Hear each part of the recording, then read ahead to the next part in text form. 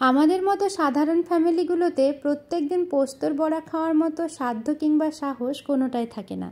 তবে এমন একটা বড়ার স্বাদ যদি আপনারা পেয়ে থাকেন তাহলে পোস্তকে টাটা বাই বাই বলতে বাধ্য হবেন, কথা দিচ্ছি। রেসিপিটি শেষ পর্যন্ত দেখার অনুরোধ রইল। আজকে বানিয়ে দেখাবো তিলের বড়া। তিলের বড়া বানানোর জন্য প্রথমেই তিলের খোসা ছাড়িয়ে যে তিলটা বেরিয়েছে সেই তিলটাকে ভালো করে ধুয়ে পরিষ্কার করে নেব। এখানে আমি সাদা তিলটা ব্যবহার করছি। তিলের খোসা ছাড়ানোর পদ্ধতি যদি না জানা থাকে আমার কমেন্ট বক্সে কমেন্টে জানাবেন, আমি অবশ্যই অন্য একটা ভিডিওতে আপনাদেরকে জানিয়ে দেব। এখন বাজারেও পাওয়া যাচ্ছে এই ধরনের খোসা ছাড়ানো তিল। প্রথমেই তিলটাকে আমি ভিজিয়ে রেখেছিলাম 10-15 মিনিটের জন্য। ভিজিয়ে রাখার পর 2-3 বার জল দিয়ে ভালোভাবে পরিষ্কার করে ধুয়ে নিয়েছি। এবার জল ঝরিয়ে সেই তিলগুলোকে একটা মিক্সার জারে দিয়ে দিচ্ছি। সমস্ত তিলটা দিয়ে দেওয়ার পরে অল্প একটু জল দিয়ে দিলাম এখানে, আর দিয়ে দিলাম 3টে কাঁচা লঙ্কা। এবার ভালোভাবে এটাকে ব্লেন্ড করে নেব। খুব ভালো করে মিহি করে একটা পেস্ট বানিয়ে নিয়েছি তিলের।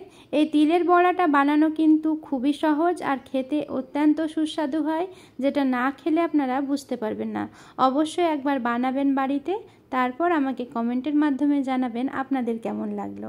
এবার এই তিল বাটার মধ্যে দিয়ে দিচ্ছি স্বাদমতো লবণ, হলুদ গুঁড়ো আর দিচ্ছি লঙ্কা গুঁড়ো। এখানে জিরে, ধনে, মৌরির যে বাড়িতে গুঁড়ো থাকে সেটা দিয়ে দিলাম কালো জিরে, গোটা জিরে আর দিলাম 1/2 চা চামচ আদা রসুনের পেস্ট।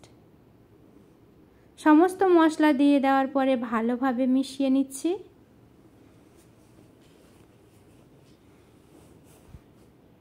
খুব ভালোভাবে মেশানো হয়ে গেলে এর মধ্যে দিয়ে দিচ্ছি ঝাল অনুযায়ী লঙ্কা আর দিচ্ছি পেঁয়াজ কুচি। আমি এখানে একটা মোটা সাইজের পেঁয়াজ কুচি দিয়েছি, আর যে যেরকম ঝাল খেতে পছন্দ করেন সেই রকম কাঁচা লঙ্কাটা দেবেন। যেহেতু বাটার সময় 2-3টে লঙ্কা দিয়েছি, আবারও কুচানো লঙ্কা দেওয়া হলো, আবার গুঁড়ো লঙ্কা, তাই ঝালের পরিমাপটা আপনারা খুব ভালো করে খেয়াল করে দিবেন। আর এখানে একদমই অপশনাল একটা জিনিস আমি দিলাম, আমার ঘরে ছিল তাই, নারকেল কোড়া। নারকেল কোড়া থাকলে আপনারা এই তিলের বড়ার মধ্যে দিলে খুব ভালো স্বাদ হয়। সমস্ত উপকরণ আমার এখন দেওয়া হয়ে গেল। এবার ভালোভাবে মিশিয়ে নিতে হবে। এই ভিডিও দেখে যারা প্রথমবার তিলের বড়া বানাতে যাচ্ছেন তারা 2 চামচ বেসন অ্যাড করে দিবেন। আর যারা রেগুলার বানায় তাদেরও যদি তিলের পেস্টটা বাটা একটু ঢিল হয়ে গেছে মনে হয়, শক্ত শক্ত না হয়, তাহলে পরে তারাও বেসন দিয়ে দিতে পারেন।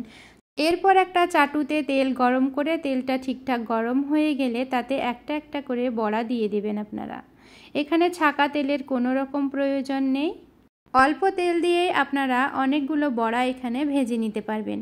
আর বড়াগুলো প্যানে দেওয়ার সঙ্গে সঙ্গেই উল্টে দিতে যাবেন না, যেহেতু তিলের একটু আঠাটা কম আছে, সেই জন্য একটু শক্ত হওয়ার পরে উল্টালে পরে তিলের বড়াগুলো ভেঙে যাবে না। সঙ্গে সঙ্গে উল্টাতে গেলে তো একদমই উল্টানো যাবে না, উল্টে ভেঙে যেতে পারে। তখন ভয় পেয়ে যাবেন, মনে হবে তিলের বড়াগুলো আমার হয়তো হয়নি, এরকম মনে হতে পারে। সেহেতু একটু যখন শক্ত হবে, একদিকে গোল্ডেন কালার চলে আসবে, তখনই উল্টে পাল্টে তিলের বড়াগুলো ভেজে নেবেন। একরকম তিলের বড়া আমার তৈরি হয়ে গেছে, আরও একরকম করে আমি ভেজে আপনাদেরকে দেখাবো। একইভাবে আবারও প্যানে তিলের বড়াগুলো আমি তৈরি করে নিচ্ছি। প্রত্যেকটা তিলের বড়া দেওয়া হয়ে গেলে গোটা তিল ওপরে অল্প অল্প করে ছিটিয়ে দিচ্ছি। এক্ষেত্রে তিলের বড়াগুলো দেখতে খুবই সুন্দর লাগে, দেখে বোঝা যাবে এটা তিলের বড়াই বানিয়েছি। তবে সত্যি কথা বলতে এই তিলের বড়ার স্বাদ কিন্তু পোস্তর বড়ার থেকেও অনেক বেশি। একবার না বানিয়ে খেলে আপনারা বুঝতে পারবেন না এর টেস্ট কতটা অসাধারণ। তাই আপনাদের সকলের কাছে অনুরোধ, একবার হলেও এই রকম করে তিলের বড়া বানিয়ে খান, আর কেমন হয়েছে কমেন্টের মাধ্যমে অবশ্যই আমাকে জানান। রেসিপি ভালো লাগলে লাইক করে শেয়ার করে দেবেন আপনাদের ফ্রেন্ডস এবং ফ্যামিলির সাথে। আজকে রেসিপি এই পর্যন্তই, দেখা হচ্ছে পরের কোনো রেসিপিতে। ধন্যবাদ।